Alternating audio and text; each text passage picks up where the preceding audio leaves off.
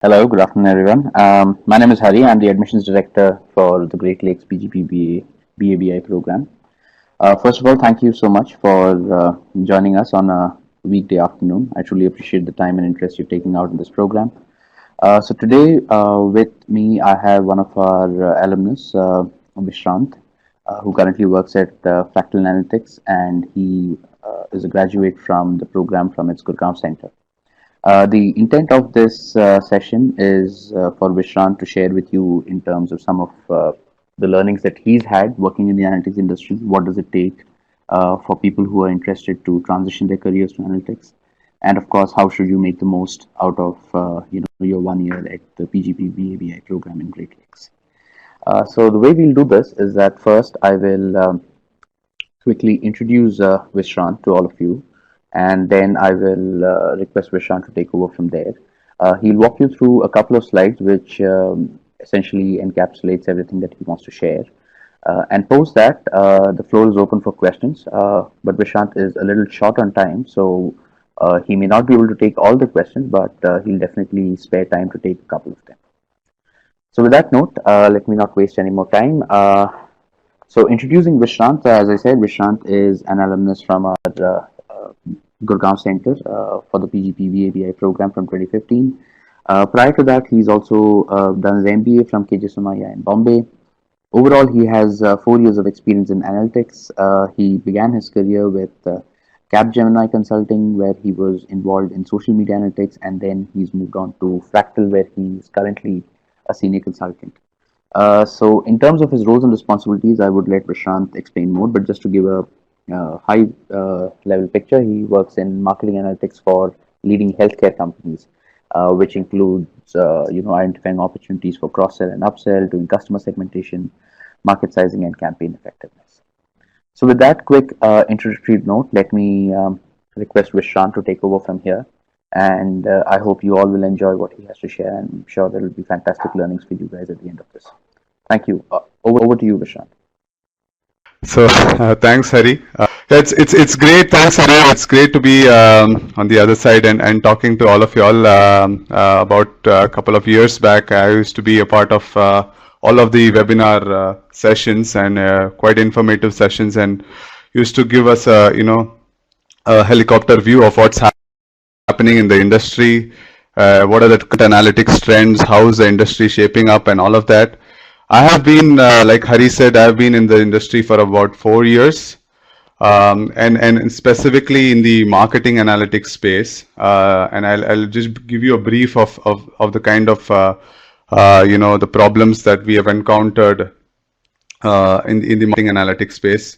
My first project with Fractal was actually with a very leading FMCG company.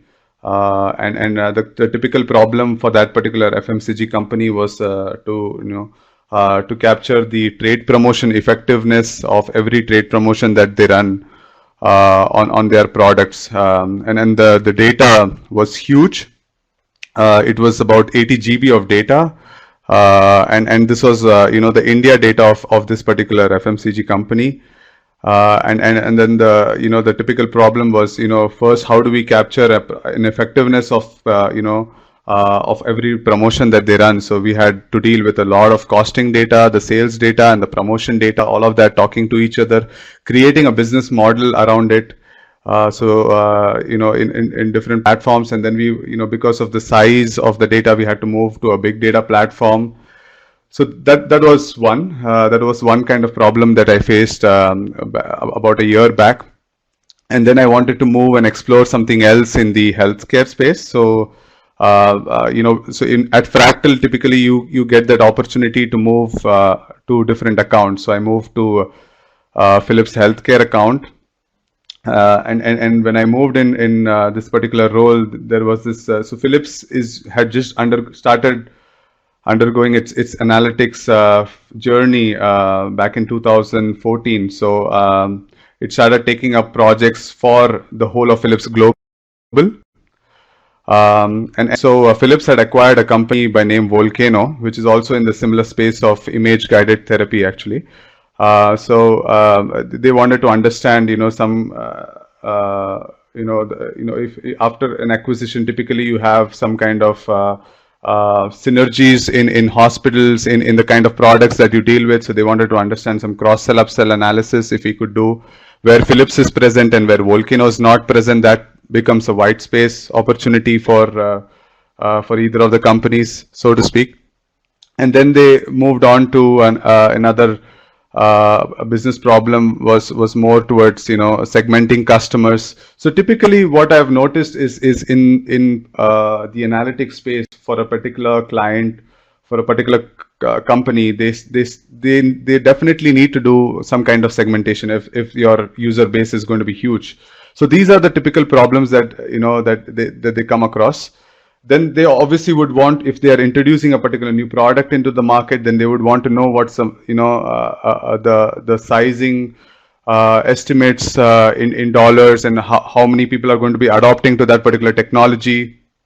So that's another problem that we encountered.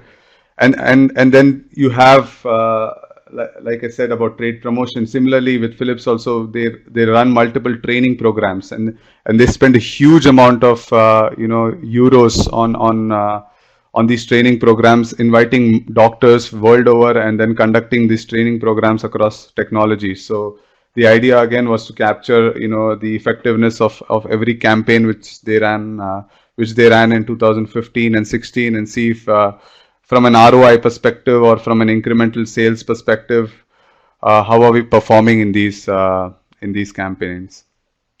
Yeah. Moving on to the next question: what are the opportunities and skill sets required in analytics? Right.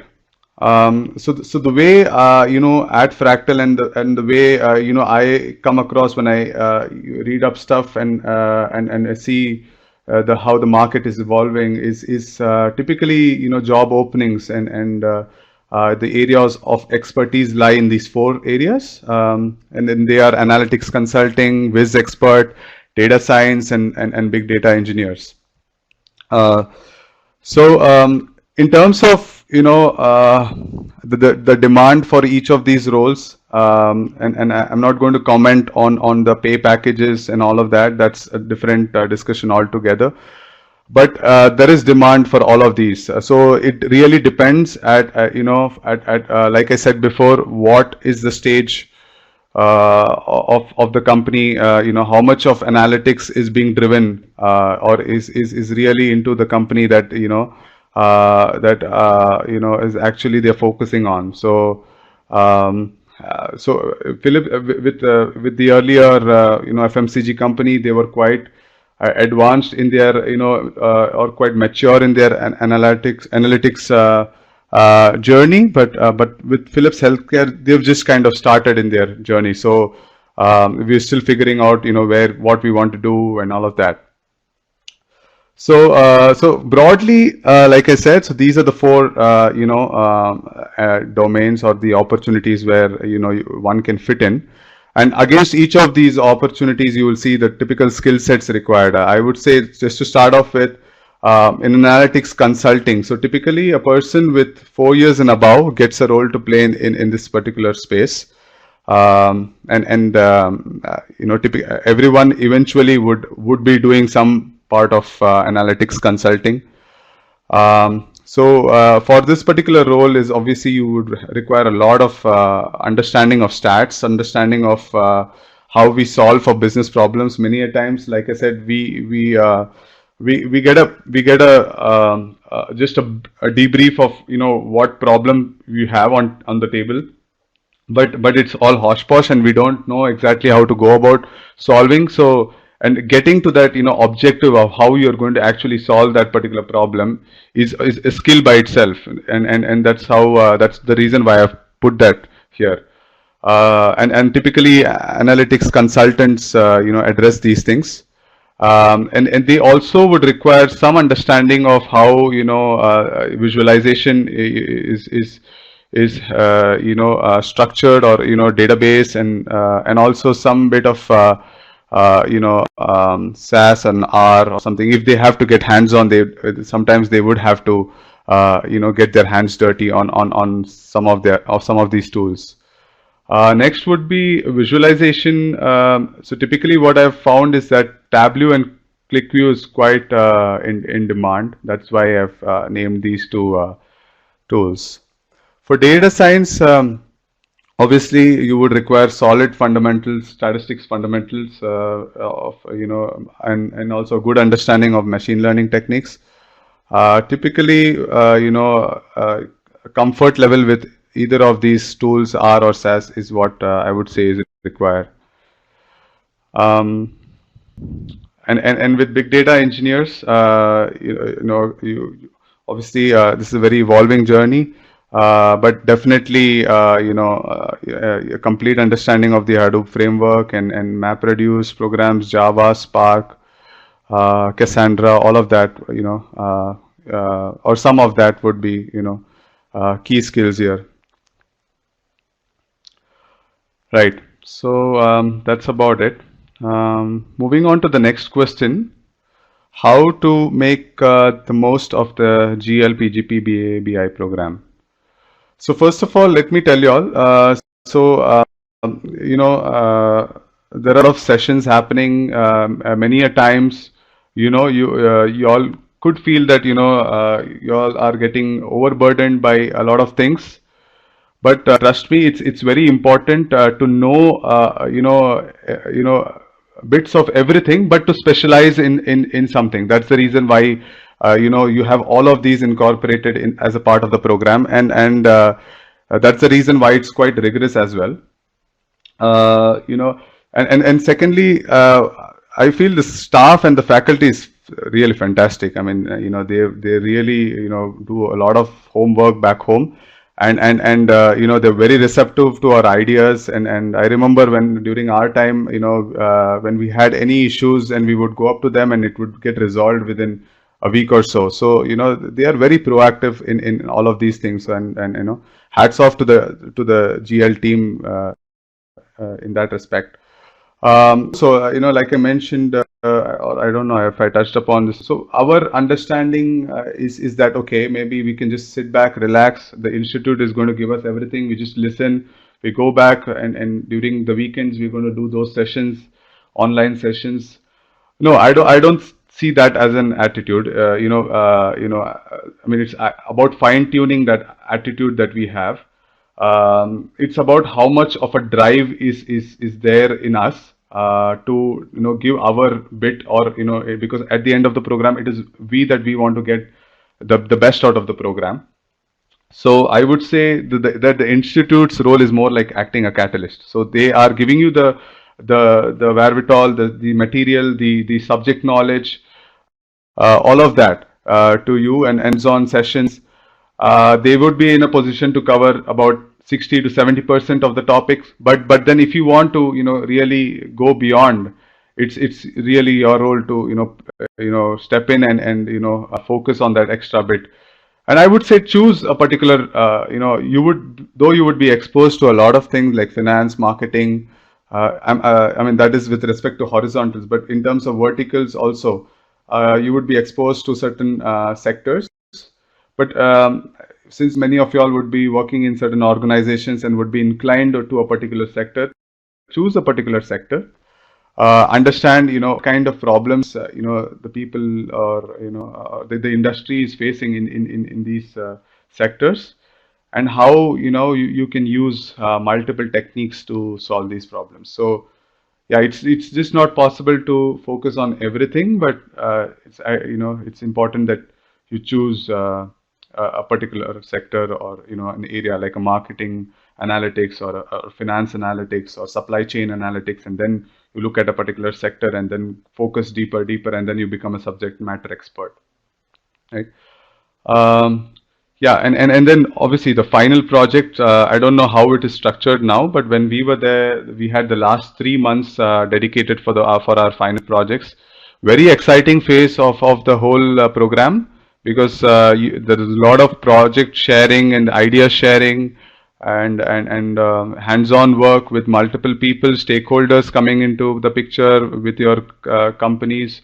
So that's a very exciting phase. I would say give a lot of your effort there, and also try to see what more you can do there in whole as a whole perspective, right? I mean, not just executing the project and getting done with it. It's about how you consult with the companies that you work with. It's about, so if they give you a problem, you come up with a business problem and also say that we could also solve for the other problems, other things, and this could lead to another.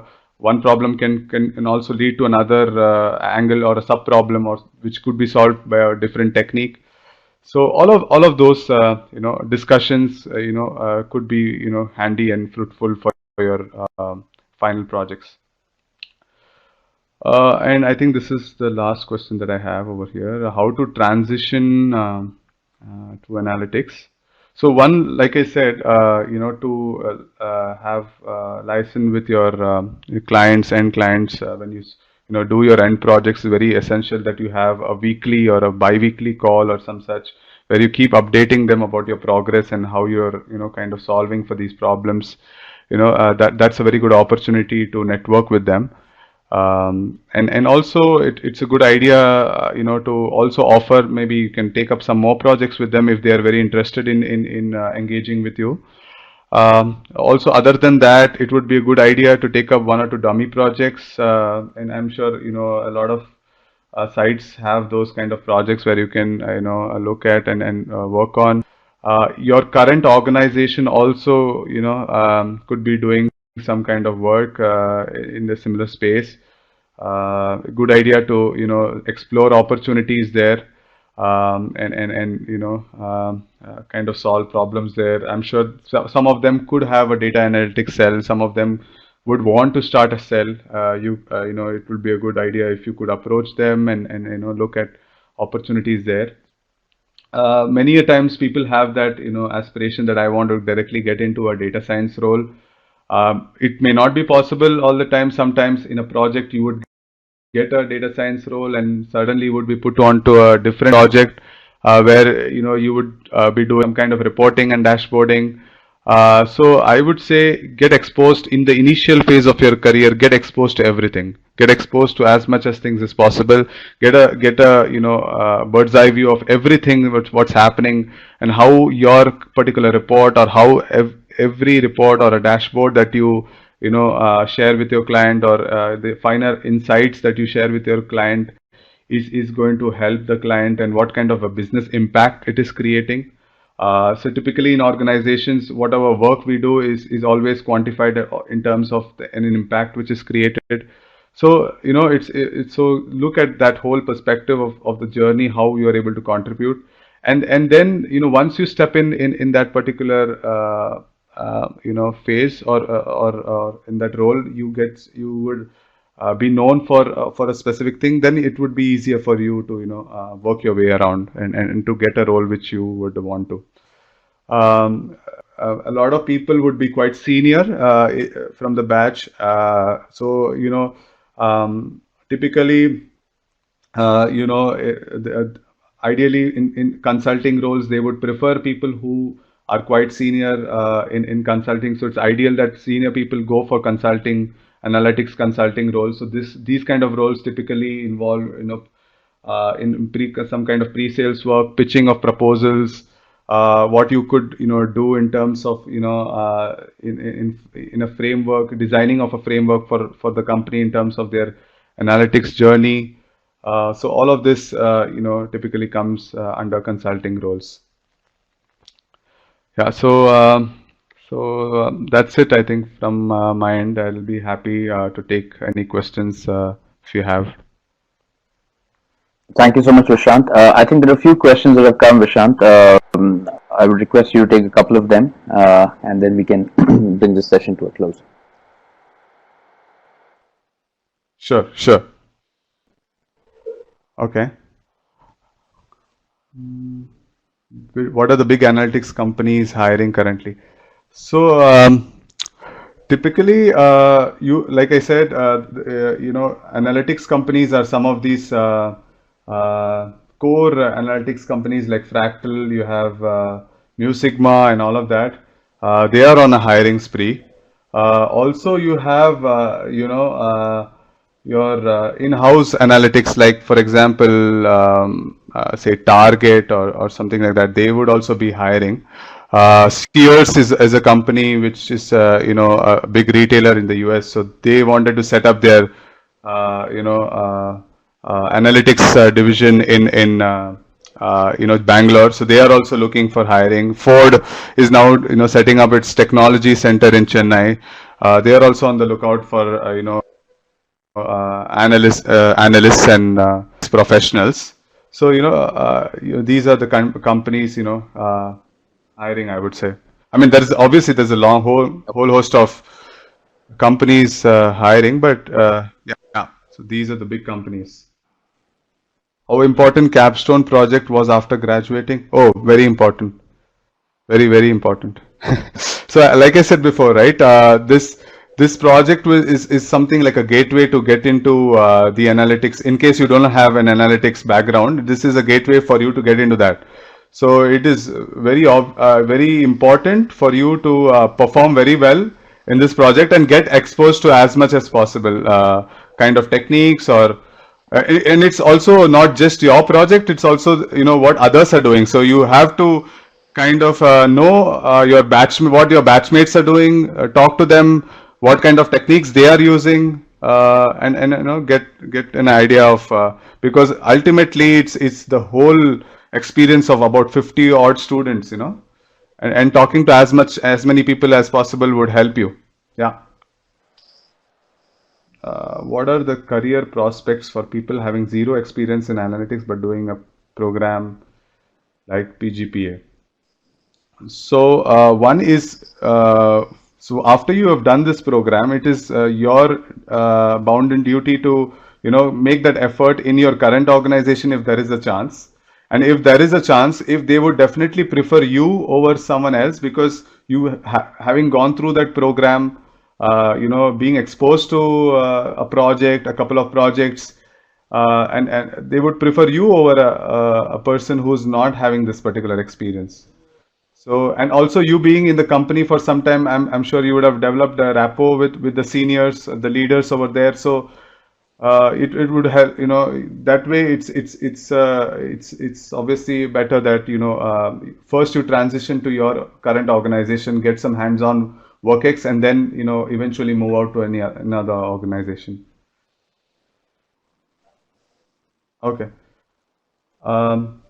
So I'm open to taking questions on LinkedIn. You can connect me on LinkedIn, and I'll be happy to help you there.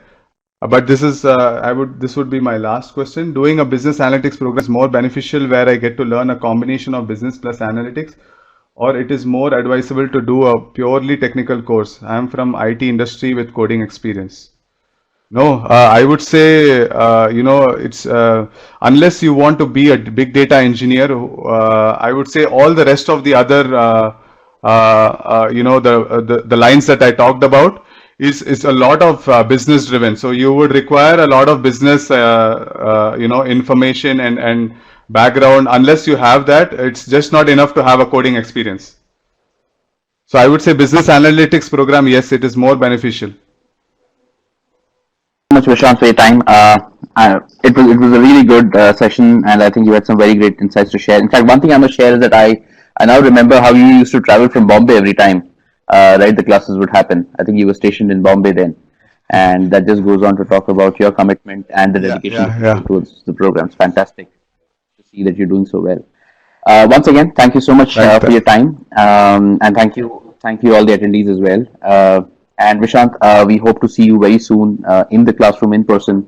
And I'm sure our team will reach out to you and coordinate a session where you could actually meet, these aspiring analytics professionals and advise them in person as well.